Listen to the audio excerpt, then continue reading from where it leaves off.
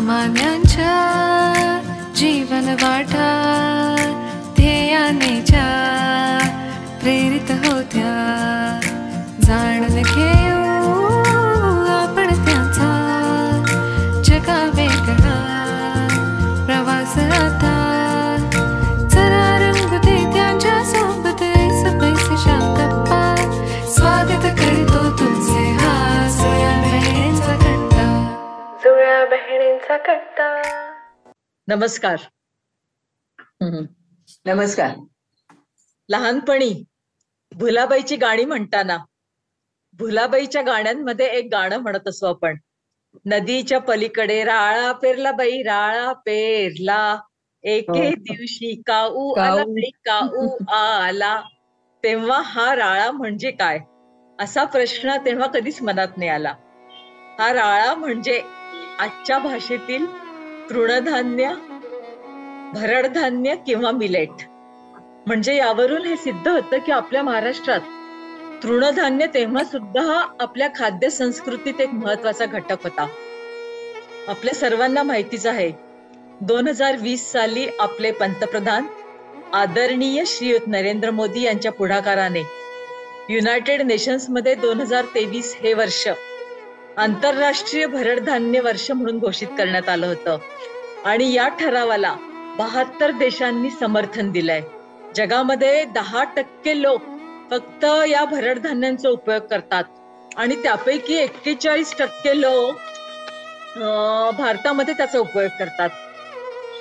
म्हणजे अर्थात भारतामध्ये भरडधान्य वापरण्याचं प्रमाण कम्पॅरेटिव्हली जास्ती आहे, पण ते प्रमाण वाढायला हवं.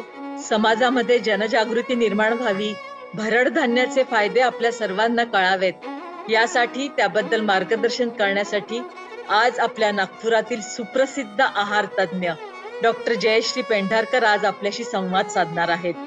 भरडधान्याचे पोषण मूल्य, फायदे, विविध रोगांवर त्या तृणधान्यांचा आहार कसा फायदेशीर होतो, तसंच रोजच्या आयुष्यात तृणधान्याचं महत्व काय, हे सर्व आपण आज त्यांच्याकडून जाणून घेणार आहोत. मॅडम, जुळ्या बहिणींचा कट्टा ऐसपैस गप्पा या आमच्या ऑनलाईन कार्यक्रमात मी श्यामा देशपांडे आणि मी मीना मोरोणे तुमचं मनापासून स्वागत करतो. नमस्कार. नमस्कार. डॉक्टर जयश्री पेंढारकर बायोकेमिस्ट्रीमध्ये MSc केल्यानंतर त्यांनी BEd केलं आणि त्यानंतर आहारशास्त्रामध्ये पोस्ट ग्रॅज्युएट डिप्लोमा केला. आज जयश्रीताई नागपुरातील एक नामवंत आहार तज्ञ आहेत. गेली 32 वर्षे त्या आहार तज्ञ म्हणून कार्यरत आहेत. आहार सल्लागार म्हणून सिम्स हॉस्पिटलमध्ये 28 वर्ष, तसंच VNIT नागपूरमध्ये 15 वर्ष त्यांनी पत्रभार सांभाळला. सामाजिक बांधिलकीची जाण ठेवत वेगवेगळ्या कार्यशाळा तसंच वेगवेगळ्या संस्थांच्या माध्यमातून त्यांनी बऱ्याच प्रमाणात काम केलंय. 70 ते 75 डायबेटीस एज्युकेशन प्रोग्राम्स नागपूरमध्ये त्यांनी घेतले. हेल्थ आणि न्यूट्रिशनवर त्यांनी 15हून अधिक पुस्तकं लिहिली आहेत. कुटुंब प्रबोधनाच्या कार्यक्रमात पण त्यांनी फूड अँड न्यूट्रिशन बद्दल लोकांना मार्गदर्शन केलंय. अनेक पुरस्कारांनी त्या सन्मानित आहेत. चला तर मिलेट्स म्हणजेच तृणधान्य, भरडधान्य त्याबद्दल त्यांच्याकडून आपण जाणून घेऊया. आणि पुनश्च तुमचं स्वागत. करायची गप्पांना सुरुवात करूया. मॅम, हरित क्रांती झाल्यानंतर गहू तांदूळाचा सर्रास जास्ती वापर सुरू झाला असताना आज भरडधान्याचं महत्व पुन्हा अधोरेखित झालं आहे. भरडधान्य म्हणजे नेमकं काय आणि आपण जी धान्य वापरतो त्यातली भरडधान्य कुठली? आपल्या आयुष्यामध्ये 3 गोष्टी महत्वाच्या आहेत. आपलं आरोग्य, आणि आपलं चरित्र आणि आपला देश. या 3 गोष्टी. आरोग्य कशावर अवलंबून आहे? अन्नावर. अन्नाशिवाय तर आपण राहू नाही शकत. आणि अन्नानेच आपले म्हणजे अन्न ही आपले आयुष्याची गरज आहे आणि त्यांनीच संबंध, ऋणानुबंध हे सगळे वाढतात. आणि अन्नाची निर्मिती पण तितकीच आवश्यक आहे हे जाणून घेणं. तर याला जवळपास 10,000 वर्षापासून आपण म्हणू शकतो की अन्न सुरक्षा, अन्नाच्या विषयी आपण समाजामध्ये गोष्टी करत होतो, त्याच्याविषयी चर्चा करत होतो. तर झालंय काय की आता हरित क्रांती आणि त्याच्या यादी पूर्ण जगभरच ऊर्जाचं स्तोत्र काय आहे, आपल्याला एनर्जी कशातून मिळते, आपण जे काही खातो सगळं ना, तर मुख्य उद्देश काय? ऊर्जा मिळणे आणि पोषण होणे. तर ऊर्जेचं स्रोत मुख्य जे आहे ते धान्य असतं. कडधान्य म्हणजे दुसरं, प्रोटीन्स मिळतात. तर धान्याचे 2च प्रकार आहेत किंवा 3, गहू, तांदूळ, मका आणि फार फार तर बार्ली. तर जगभर हेच चालत होतं. आणि हळूहळू असं लक्षात आलं की याचंच वर्चस्व होऊन राहिलंय, तांदूळाचं, गव्हाचं, कितीतरी देशांमधून. तर आता झालंय काय की पर्यावरणामध्ये एवढा बदल झालेला आहे, ग्लोबल वॉर्मिंग आहे, जिकडे तिकडे कुठे पाऊस खूप, पाणी खूप जास्त आहे तर कुठे कमी आहे, कोरडवाहू जमिनी आहेत. तर असं लक्षात आलंय की हा साठा आपल्या ज्या वाढत्या लोकसंख्येला पुरणारच नाहीये. हे जे गहू तांदूळ आहे याचं हे हळूहळू कमीच होणार आहे त्याचं, कारण त्याला लागणारी जमीन, तशी जमीन आणि तसं पाणी चा तुटवडा होऊ शकतो. आणि या दृष्टिकोनातून म्हणजे आपल्या देशाने एक एवढं मोठं काम केलंय, त्यांच्या हे लक्षात आलं की अजून कुठून आपल्याला ऊर्जा मिळू शकते, तर ही अशी भरड धान्य आहेत. आणि जी ज्याचा पण इतिहास म्हणजे कितीतरी वर्षांपासून आहे, 5,000 वर्षांपासून आहे. एवढंच नाही तर हे मोहेंजोदारो, हडप्पानं त्याच्या उत्खननात पण हे सापडलेले आहे. तर इतकं असताना भारतामध्ये तर सापडलेलं आहे, इतकं असताना आपण याचा का नाही उपयोग करायचा? नुसतं गहू तांदूळावर आपण अवलंबून राहू शकणार नाही, दुष्काळ पडेल काही वर्षांनी. तर जे जे धान्य आहेत, गहू, तांदूळ, बार्ली आणि मका, याच्याशिवाय जी धान्य आहेत ती सगळी भरड धान्य. अच्छा. तर अशी सगळी भरपूर भरड धान्य आपल्या याच्यामध्ये होती. त्याला केवढा मोठा इतिहास आहे, 5,000-5,000 वर्ष. काही आता त्याच्यातली हे होऊन गेली आहे, म्हणजे नाही आहेत, आता वाढत नाहीयेत काही. अच्छा. फक्त आपल्याला इतिहासातच माहिती आहे 1-2 तर भरड धान्य अशी हे झाली, ती वाढवली जात नाहीये, त्याचं शेती पण केली जात नाही. तर या भरड धान्यांचा मुख्य हेच उद्देश आहे की आपल्याला कुठल्याही परिस्थितीत कशाही जमिनीमध्ये ते वाढतात आणि भरपूर वाढतात. तर त्याच्यापासून आपलं पोषण व्हावं, त्याच्यापासून आरोग्य व्हावं, आरोग्य निर्मिती व्हावी आणि लोकांना याचं महत्व कळावं. तर जर गहू आणि तांदूळापासून काय होतं, नुसतं आपल्याला अन्न सुरक्षा मिळते, परंतु याच्यापासून आपल्याला अन्न सुरक्षा, पोषण सुरक्षा, शेतकरी यांची सुरक्षा, सर्व प्रकारची सुरक्षा याच्यातून आपल्याला मिळतं. शेतकऱ्यांना खूप त्याने फायदा होतो. खूप खूप याचं मोठं असं त्याचं हे आहेत, गुणधर्म आहेत. पण ते पॉप्युलराइज कसं करायचं, लोकांपर्यंत पोहोचवण्याचं महत्वाचं काम आपण करायचं आहे.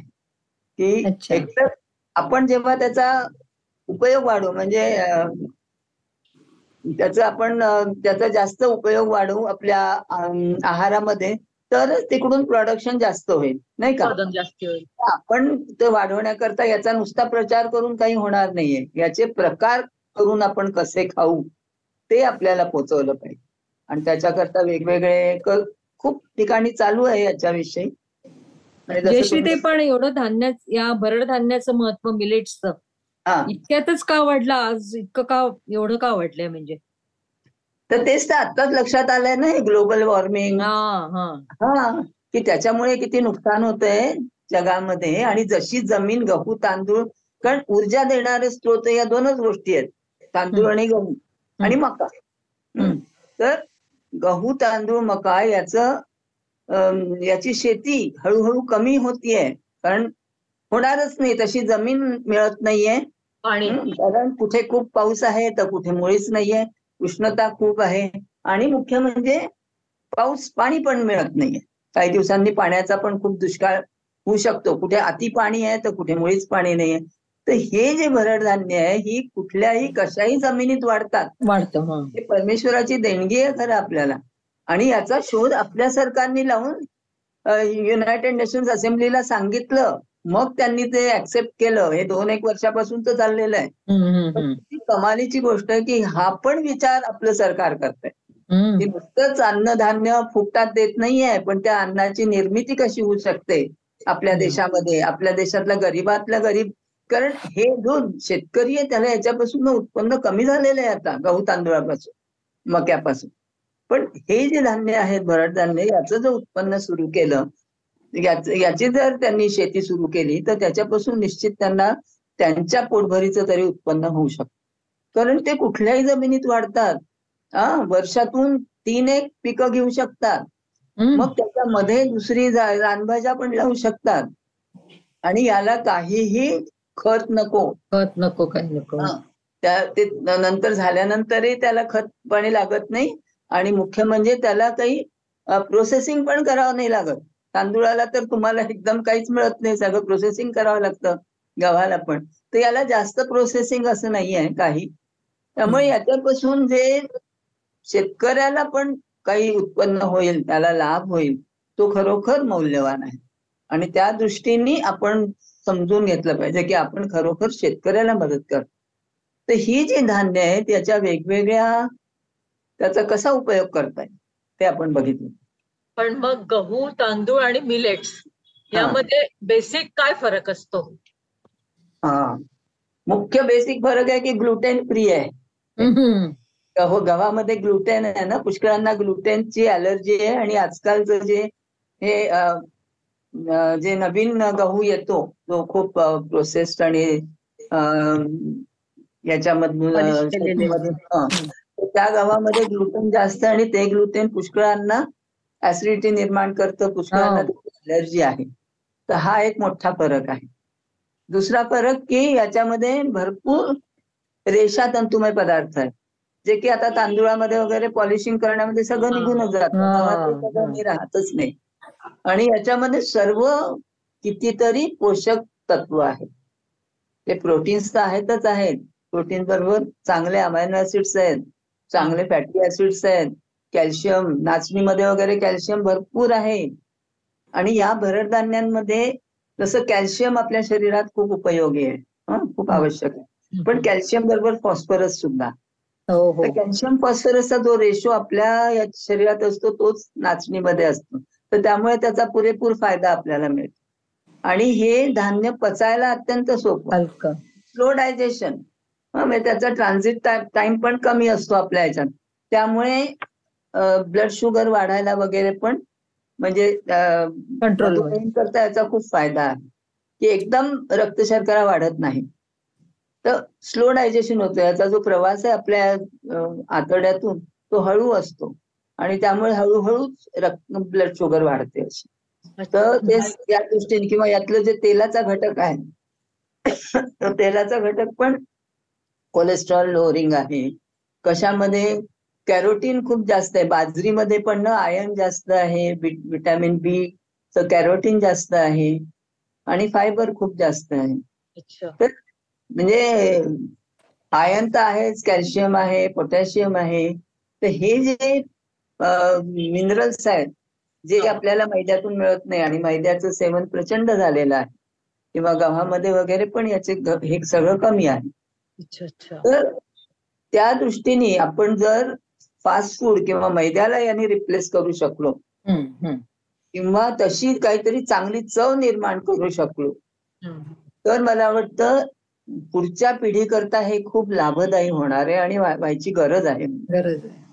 कारण सर्वदूर मधुमेहाचं प्रमाण वाढतंय आणि त्याला मूळ कारण हेच आहे, मैद्याचं सेवन किंवा तांदूळ, गहू, मका पण तेच आहे, मक्याचं सेवन, मक्याच्या पिठाचं.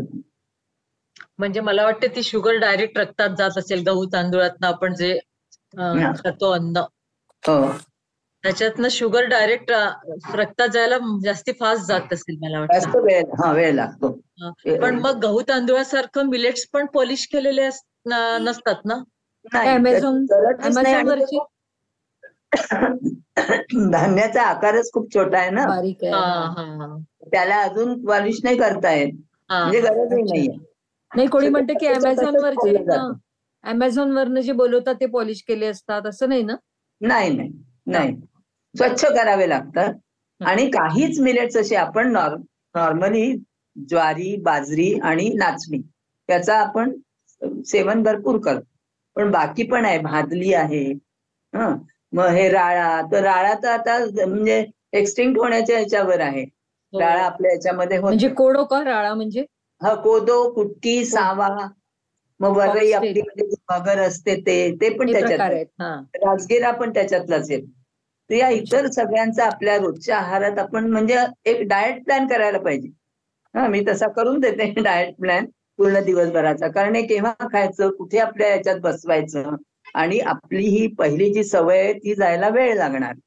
तर ते जाण्याकरता हळूहळू इंट्रोड्यूस हे करायला लागते. तर आता नाचणीची बिस्किटं, नाचणीचे नूडल्स पण निघाले आहेत, आणि सगळ्याच्या भरपूर वेगवेगळ्या रेसिपीज होतात. हे कोदो, कुटकी, सावा हे सगळे तांदूळाच्या जागी घेता येतात, आणि त्याप्रमाणे तुम्ही खिचडी करू शकता. तांदूळाच्या ऐवजी याचा वापर करायचा, आणि चव अगदी छान लागते. याला चव आहे मुख्य म्हणजे.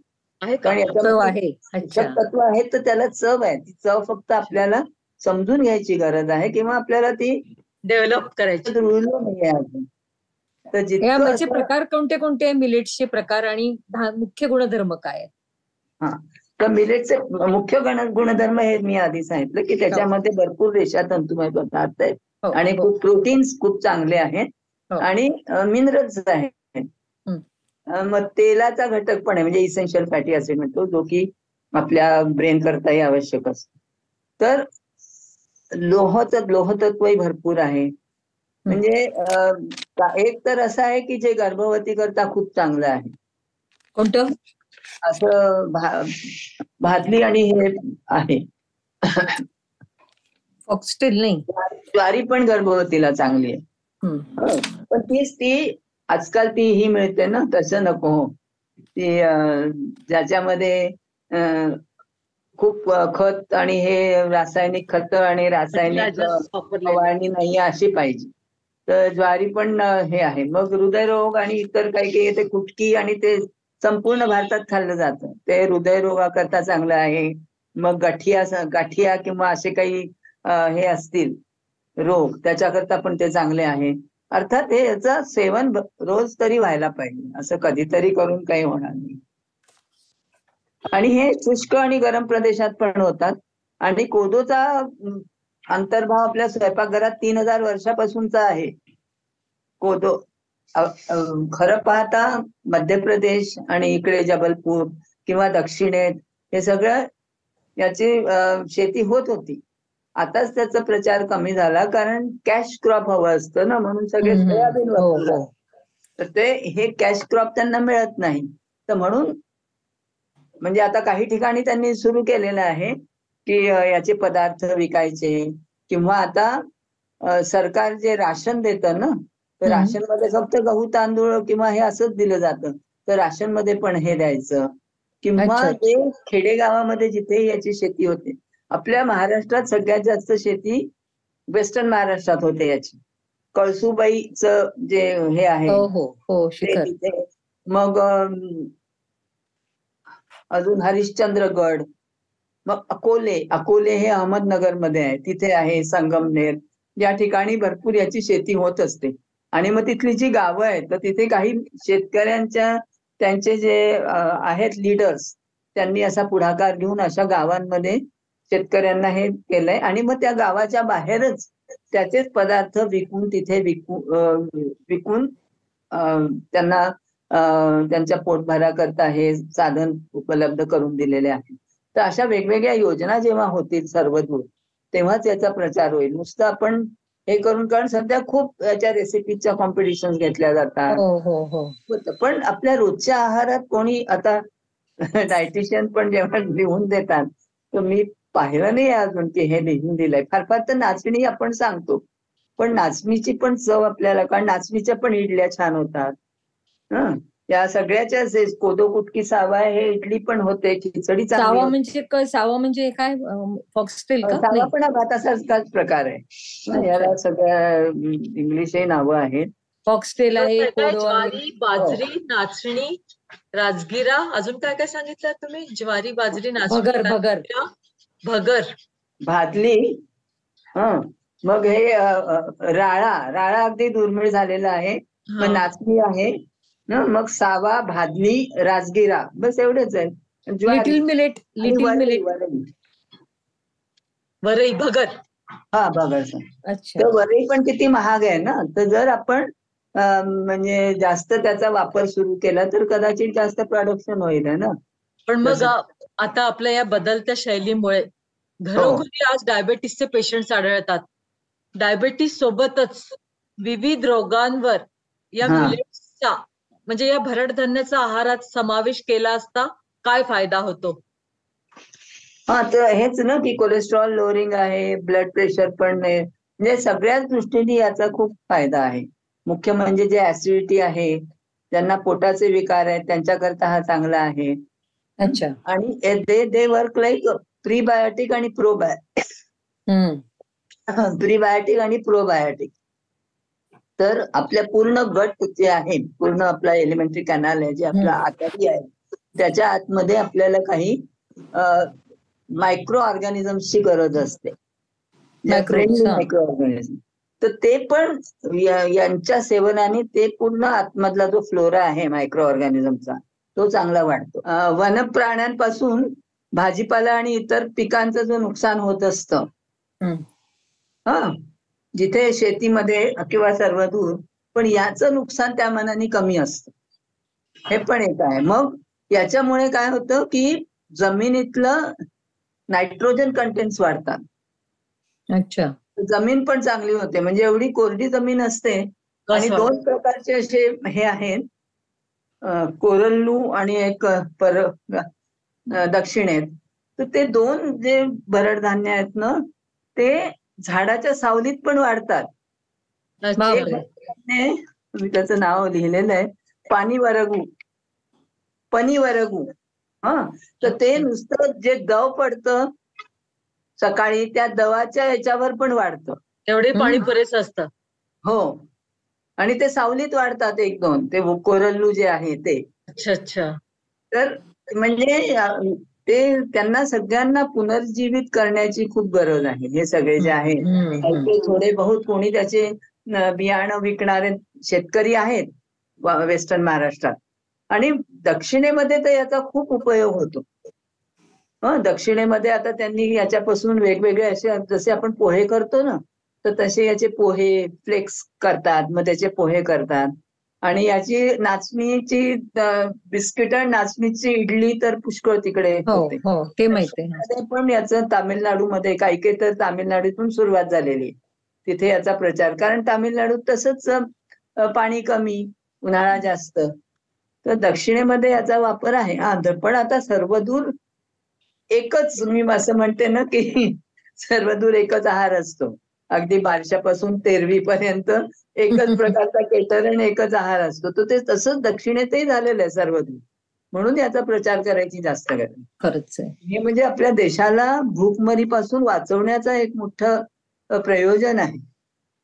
नाही, मला तुम्हाला असं विचारायचं होतं की विविध रोगांवर काय त्याचा समावेश केला आपण आहारात, तर त्याचा काही फायदा होतो का या भरड धान्यांचा? हो ना, तेच तर सांगितलं ना की मुख्य म्हणजे तुमचं डायबिटीस एवढा वाढतोय तिथे, तर त्याला काही अंशांनी कंट्रोल होऊ शकतो याच्याने.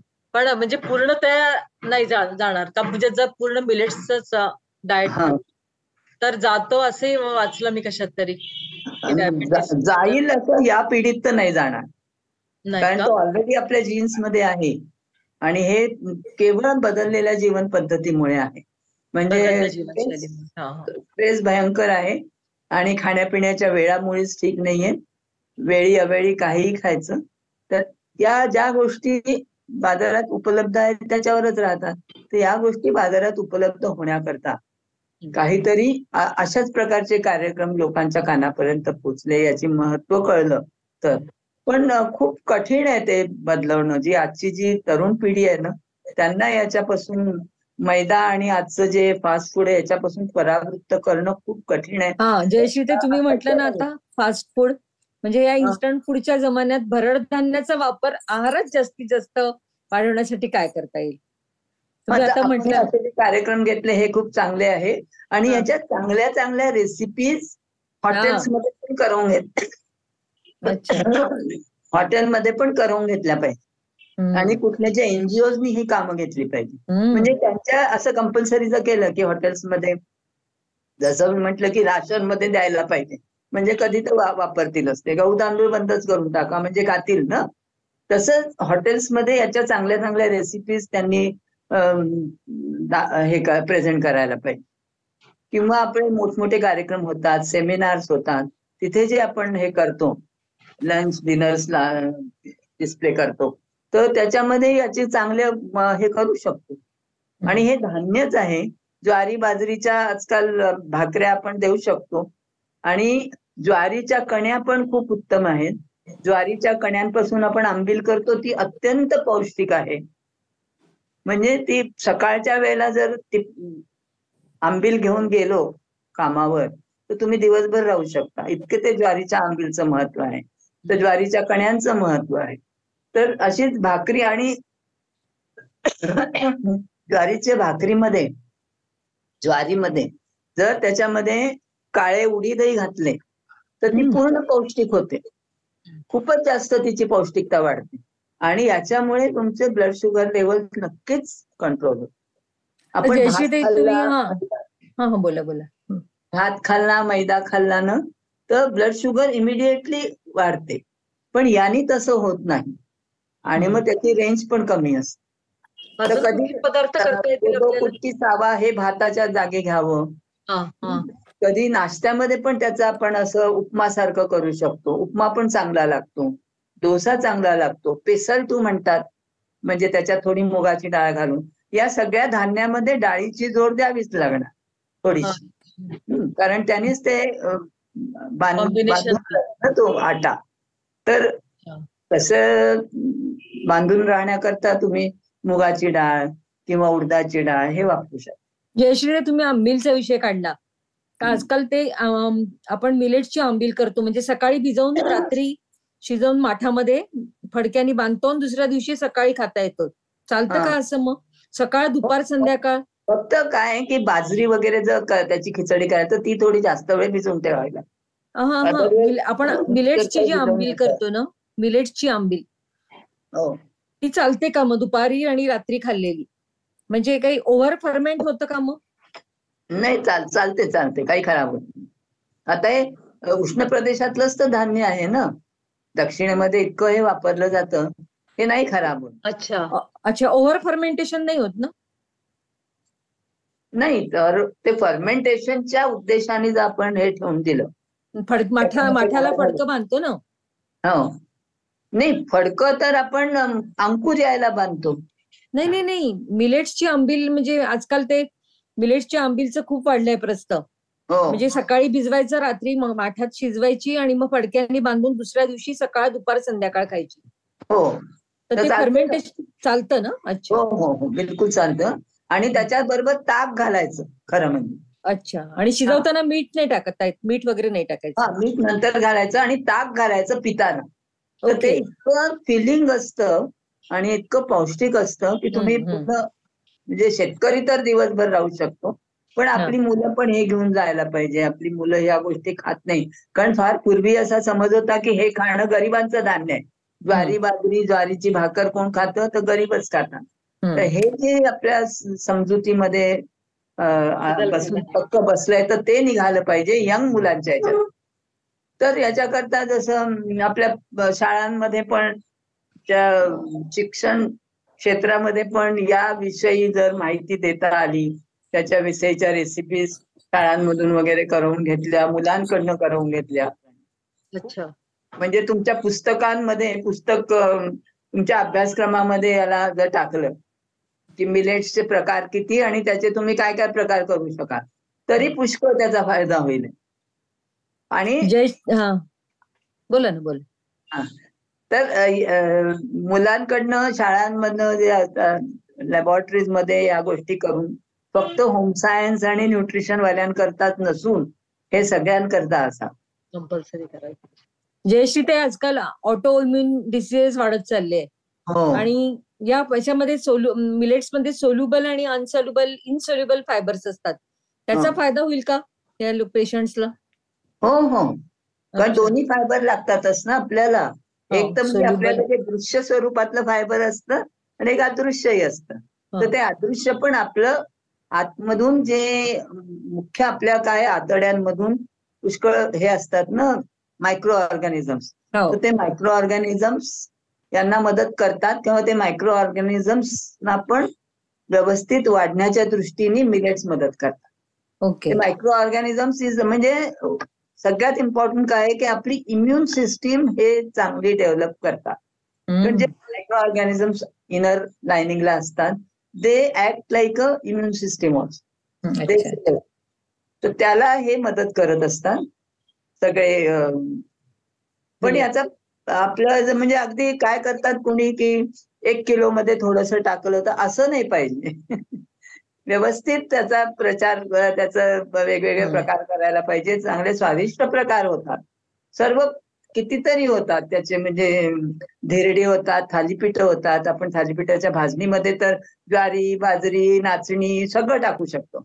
मग इट शुड बी कमीत कमी म्हणजे 50 ते 60 चालेल का तरी. असं?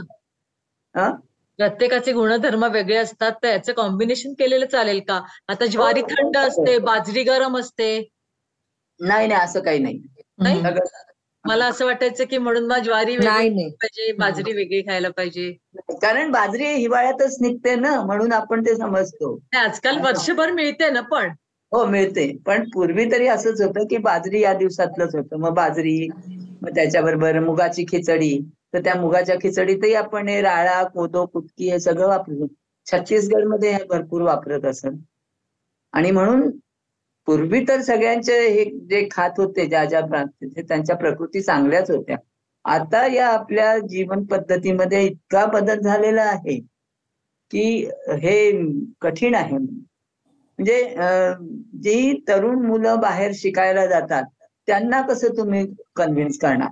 तर त्याच्याकरता जसं हॉस्टेल्समध्ये पण त्यांच्या जो डाएट प्लॅन असतो त्याच्यात हे त्यांनी इन्क्लूड केलं पाहिजे रोज. आणि हळूहळू खातील. एकदम आत्ता नाही खाणार, कधीतरी फरक पडेलच, त्याचं महत्व कळेल. इकडून तिकडून ऐकून ऐकून कळत आहे, पण फरक पडत नाहीये. कारण माझी नातवंड आहेत, मला माहिती आहे, आणि त्यांचे मित्र परिवार. तर कसं त्यांच्यामध्ये याचा बदल आणायचा, तर हे असं कंपल्शन करूनच होऊ शकतं कुठेतरी. जसं आता आपण सगळीकडे मिलेटवर एवढं सुरू आहे, जे की कधी कोणाला वाटलंही नव्हतं की हे काय मेलं भरडधान्य, याच्यावर एवढं आंतरराष्ट्रीय लोक बोलतायत, असं कधी वाटलं नव्हतं. तर या पिढीत नाही, पुढच्या पिढीत तर फरक होईल. कारण पुढच्या पिढीमध्ये हा डायबिटीस इतका प्रचंड प्रमाणात वाढतोय की आपल्याला कल्पनाही नाहीये, आणि खूप अवेळी वाढतोय. तर याचे वेगवेगळे प्रकार करून त्याला कुठेतरी थोडा तर कंट्रोल करू आपण. खूप जास्त 30 मध्ये 40 मध्ये काही त्याचं राहिलेलं नाहीये. आणि एकदा डायबिटीस झाला की मनुष्याचे जीवन पुष्कळच तुम्हाला रिस्ट्रिक्ट करावं लागतं. तुम्ही कारण तरुणपणी तर थोडं बहुत तर खाणं पिणं हे असतंच ना, तर ते पण मग ते करू शकत नाही. तर त्याकरता याचा अजून जास्त प्रचार कसा करता येईल हे कंपल्शन करायचं हॉस्टेलमध्ये, त्यांचे सगळ्यांच्या ह्याच्यामध्ये, की हे एवढं एवढं दिलं पाहिजे, इतकं इतकं धान्य तुम्ही राशन मध्ये घेतलंच पाहिजे. सगळीकडे राशन मिळतं. आता आर्मी नेव्ही मध्ये राशन मिळत असतं. आता मी तिथेही त्यांनाही पत्र लिहिणार आहे की तुम्ही तुमच्या राशन मध्ये गहू तांदूळच्या बरोबरीने हे पण द्या. सुरू केलंय ना, मी सुरू केलंय म्हणतात. हो, काही ठिकाणी सुरू झालंय, पण अजून पूर्णपणे नाहीये. म्हणजे सर्व ठिकाणी नाही, कारण याचं अवेलेबिलिटी पण नाहीये ना. खूप कमी ठिकाणी याचं शेती होते. आता जसं डिमांड अँड सप्लाय असतं ना, तसं आपण डिमांड करू तर हळूहळू सप्लाय वाढेल. त्याप्रमाणे पावलं उचलण्याची गरज आहे. हे उत्कृष्ट धान्य याबद्दल तर काही वादच नाही, डिवाइन फूड आहे खरंच आहे. तर पण याच्याबरोबर जे इतर, किंवा हे सुद्धा इतर धान्याबरोबर पण तुम्ही लावू शकता, आणि वर्षातून 3-4दा लावू शकता. अरे हा 3-4दा घेता येतं पिकं. हो, आणि याच्यामध्ये इतर रानभाज्या लावू शकता. तर याच्या बरोबरीने रानभाज्या पण आपण त्याचा पण प्रचार होऊ शकतो. कारण रानभाज्या एक दुसऱ्या अशा गोष्टी आहे की ज्या खूप जास्त पौष्टिक आहेत. खूप मध्ये आम्ही रानभाज्यांचंही असं प्रदर्शन सारखं केलं होतं. मेळघाटात आम्ही 19 अशा रानभाज्या शोधून काढल्या होत्या आणि तिथे बनवल्या होत्या, दाखवल्या होत्या. तर त्याच्यामध्ये आपण फक्त व्हॅल्यू ऍडिशन करायचं. तर त्याच्याकरता न्यूट्रिशनिस्ट असायला पाहिजे की या सगळ्यांबरोबर डाळीचा प्रादुर्भाव असणं खूप आवश्यक असतं.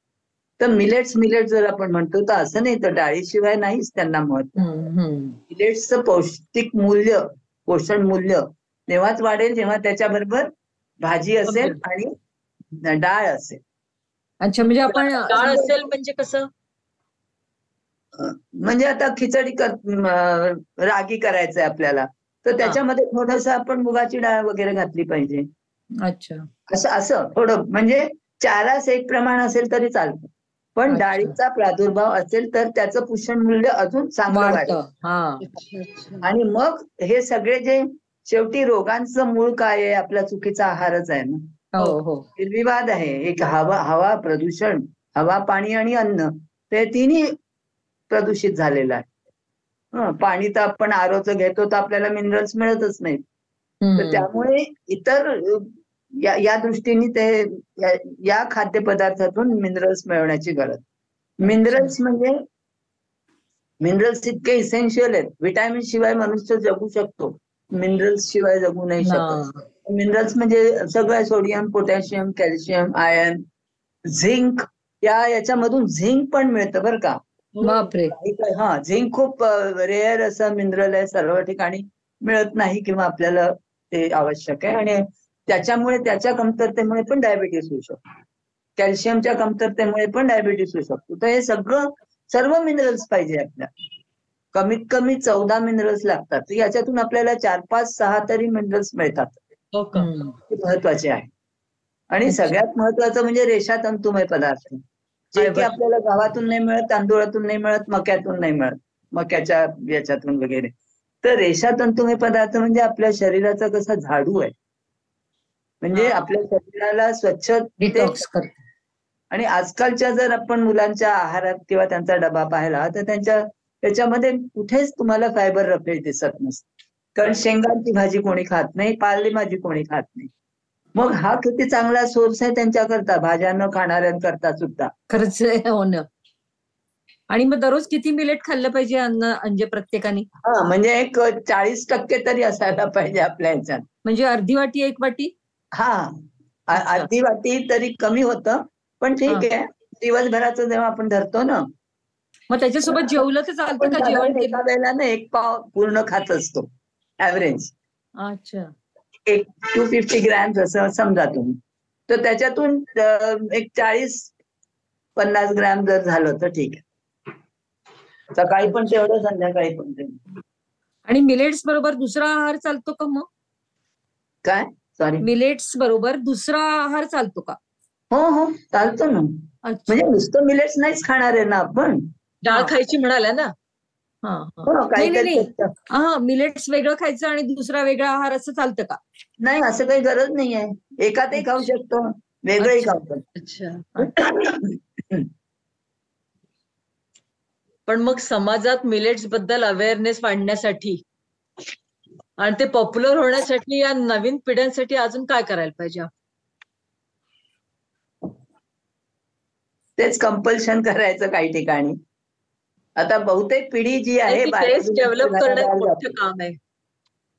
तर आता हॉटेल्समध्ये खातात किंवा स्विगी, मॅगी हे फोन करून बोलवतात. तर तिथे पण आपण पोचायला पाहिजे की तुम्ही या पण रेसिपीज ठेवा आणि या प्रेझेंट करा, या दाखवा. आता याचे नूडल्स वगैरे तर करू लागलेच आहे. आता पिझ्झा पण करतात की नाही माहित नाही, पिझ्झा करू शकतात. कारण हे चांगलं होतं, म्हणजे जसं हे सावा वगैरे आहे ना, कोदो कुटकी, तर मैद्याचं जसं ते थोडं फुलतं तसं हे फुलू शकतं. अच्छा. तर ते जे फास्ट फूडचे जे पदार्थ आहेत, बर्गर वगैरे, याची ब्रेडही होते चांगली. पण ब्रेडला अजूनही काहीतरी सिमेंटिंग मटेरियल लागतं थोडंसं. प्युअरली याचं नाही होणार. तर असं मिक्सचर करून विकायचं त्यांनी. अजून कुठले पदार्थ होऊ शकतात? पॉप्युलर झाल्याशिवाय नवीन पिढीत ते नाही येणार. ते एक आहे. भजी वगैरे जरा कठीण आहे, कारण हे त्याला बाइंडिंग पुन्हा बेसन लागतच नाही. पण इतर इडल्या होतात, वडे होतात, कशामध्ये उपमा तर होतोच, उपमा होतो, खिचडी होते. फ्लेक्स विकतायत दक्षिणेमध्ये, खूप छान याचे फ्लेक्स करतायत. अच्छा. सगळ्या मिलेट्सचं अनेक जण याच्यावर काम करतायत आणि त्याचा प्रचार करायचा प्रयत्न करतायत, पण ते विकलं जात नाही दक्षिणेमध्ये. तर ते खातायत त्यांची, कारण आपली जिभेची चव आपल्याला डेव्हलप एक सवय, विशिष्ट हा. म्हणून आपण जन्माला आलेलो आहोत. आपल्यालाच कठीण जात आहे, तर मुलांना किती कठीण. पण पण असे अभय, वेगवेगळे कार्यक्रम करून लोकांपर्यंत त्याचे महत्व सांगून आणि डेमॉन्स्ट्रेशन करून आणि ऍक्च्युअल लग्न कार्यात पण ते ठेवायला पाहिजे. ते तर ठेवलंच जात नाही, मुळीच नसतं, कुठल्याच ह्याच्यात नसतं. खरंच आहे. म्हणजे आता हे हं? इलेक्ट इयर डिक्लेअर केलाय, तर त्या दृष्टीने आपल्या गव्हर्नमेंटनी पण काहीतरी वेगळे इनिशिएटिव्ह घ्यायला पाहिजे, नाही का? नुसतं आपण त्याच्यावर भाषणं किंवा डिक्लेअर पुस्तकं करून लिहून काहीच उपयोग नाही. काही उपयोग नाही. हा. आपण आपल्या याची जिभेची चव कशी बदलू शकतो? हम्म. ती वर्षानुवर्ष आपली एक सेट झाली आहे चव, तर ती बदलण्याकरता हळूहळू इंट्रोड्यूस करायला पाहिजे. आणि सर्वदूर हे म्हणजे हॉस्टेल्समध्ये कंपल्सरी करा. ऍटलीस्ट आठवड्यातला एक दिवस तरी हळूहळू. की सुरुवातीला आठवड्यातून एक हा. दिवस सांगायचा. ठीक आहे, हळूहळू हळूहळू वाढेल. हा. बाहेर खातील लोक, हे तर सगळं आहेच. कारण मी VNIT मध्ये पाहिलं ना, बापरे. हो. 15 वर्ष स्टुडंट्सना सांगून सांगून थकून गेले, पण ते हेच की बाहेरच खाणार. पण बदल होईल असं नाही होणार, कारण आता पुष्कळ जागृती आणि हे डायबिटीसची खूप भीती पडली आहे आता. 20-22 वर्ष VNITतल्या मुलांना 20-22व्या वर्षी हाय ब्लड प्रेशर, शुगर तर नित्याचं झालेलं आहे, कारण खूप स्ट्रेस. तर त्यांना हा जर दिसलं याच्यातून आपल्याला पॉझिटिव्ह काही फरक होतोय, हे जर त्यांना कळलं तर ते तेवढे ऍक्सेप्ट करतील. सध्या पुष्कळ वातावरण बदललेलं आहे, कारण आरोग्य शेवटी सगळ्यात महत्वाचं आहे. आरोग्याशिवाय तुम्ही काहीच नाही करू शकत. Health is wealth. आरोग्याची पातळी अत्यंत खालवलेली आहे यंगस्टर्सची. म्हणजे आजकाल हार्ट अटॅक्स पण लवकर येतात या मुलांना. 40च्या वयातच हार्ट अटॅक्स येतात. शुगर तर असतेच, हाय BP असतं. हो हो, खूप खूपच त्यांच्यामध्ये ऑटो इम्युन डिझिजेस इम्युनिटी झाले. कमी झाली.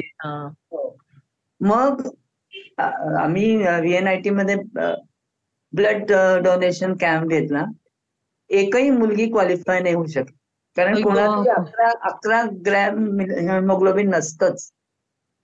मुलींमध्ये इतके, म्हणजे हे पाळीचा त्रास आणि याच्याकरता तर हे मिलेट्सचा प्रकार खूप चांगला आहे.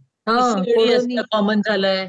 हो, नाचणीचे लाडू गुळाबरोबर करू शकतात, ते खाऊ शकता. ठीक आहे, तुम्हाला एकदम काही नाही नसेल आवडत, पण आरोग्याची पातळी खूपच खालवलेली आहे आणि त्याच्याकरता तरी हे आपण जास्त प्रमाणात खायलाच पाहिजे. आता पुन्हा हिमोग्लोबिन वाढतं. अवेलेबिलिटी महत्वाची आहे. कारण सगळ्या वर्किंग विमेन असतात, तर खरं हे सकाळी खूप लवकर तयार होणारा प्रकार आहे. याच्यापासून जे पण तुम्ही करा, तर त्या दृष्टीने याचा प्रचार करायची खूप गरज आहे. भरपूर धान्य आहे आणि ती सगळी मिळत नाहीये, पण कारण त्याचं प्रोडक्शन आता सुरू झालंय हळूहळू खूपच. तर त्यामुळे जरी आपण इतका प्रचार केला, पण दक्षिणेमध्ये पुष्कळ आहे. आणि दुसऱ्या देशांमध्ये पूर्वी खूप होतं, आफ्रिकेमध्ये, कोरियामध्ये, चीनमध्ये. मग तांदूळाने प्रवेश केल्यापासून सगळं मग कठीण होत गेलं आणि तो जास्त अपिलिंग व्हायला लागला. माहित नाही काय चव पण असते ना चांगली, वेगवेगळे असतात. सुवासिक तांदूळ, चिन्नोरचा असतो, बासमती असतो. मिलेटला चव नसते का अशी, कशी वेगळी चव नसते? असते ना, वेगळी चव आहे. ते आपल्याला ती अजून डेव्हलप नाही झाली. ती अंगवळणी पडण्याकरता, आपल्या जिभेचीच एक बदलण्याकरता अशा त्याच्या व्हेरायटी ऑफ थिंग्स. ते नुसतं प्रदर्शन बनवून आणि कॉम्पिटिशन ठेवून होणार नाही. हे कंपल्सरी करायला पाहिजे. लग्न कार्यात एकतरी डिश अशी पाहिजे, असं कंपल्शन सुरू केलं पाहिजे. खरंय. हॉस्टेलमध्ये एकतरी दिवस तुम्ही याचाच ठेवा, 1 दिवस 2 दिवस असं काहीतरी केल्याखेरीज. कारण हे यंगस्टर्सनाच कठीण आहे. आपल्या 50च्या वरच्या लोकांना तर हे पटलेलं आहे, तर they have introduced, they have realised, they have introduced. But youngsters मध्ये खूपच कठीण आहे. खरंच जयश्री ताई, आज तुम्ही आम्हाला छान मार्गदर्शन केलं. आजची पिढी जुनं सोडून नवीनच्या मागे लागते, पण जुनं ते सोनं हे न विसरता या सुपर फूड म्हणजे डिवाइन फूडच आहे, याचा हो. दैनंदिन आहारात वापर वाढवूया आपण. आणि लहान मुलं तसंच महिलांमधील कुपोषण टाळण्यासाठी या मिलेट्सचा जास्तीत जास्त आहारात समावेश करूया. कारण आता तुम्ही म्हटलं डॉक्टरांनी की carbohydrates, proteins, fibres, vitamin, calcium, magnesium, phosphorus, iron मुबलक प्रमाणात असणारे ग्लुटेन विरहित आणि पचनास हलके असणाऱ्या या तृणधान्यांचा म्हणजे मिलेटचा आपण जास्तीत जास्त वापर करूया. स्वयंपाकघरात बदल करून, जसं तुम्ही आता म्हणे स्वयंपाकघरात आपण बदल करायला पाहिजे, तो करून हो. मिलेट्सचा वापर वाढवूया, निरोगी होऊया. असं झालं तरच उदरभरणाच्या यज्ञकर्मात आजची ही समिधा अत्यंत मोलाची ठरेल, यात बरोबर. वाद नाही. तुम्ही इतक्या बिझी असताना आमच्या विनंतीला मान देऊन आमच्या कट्ट्यावर आल्यात आणि आम्हाला छान मिलेट्स बद्दल माहिती दिली, मार्गदर्शन केलं, त्याबद्दल तुमचे मनापासून आभार मानतो आम्ही दोघी. I am also honoured, I am so happy की आपलं हे लोकांपर्यंत पोहोचवण्याचं हो, आपण हो. तरी काही करू शकलो समाजाकरता, तर त्याच्यासारखं काम नाही. खूप खूप धन्यवाद. थँक्यू.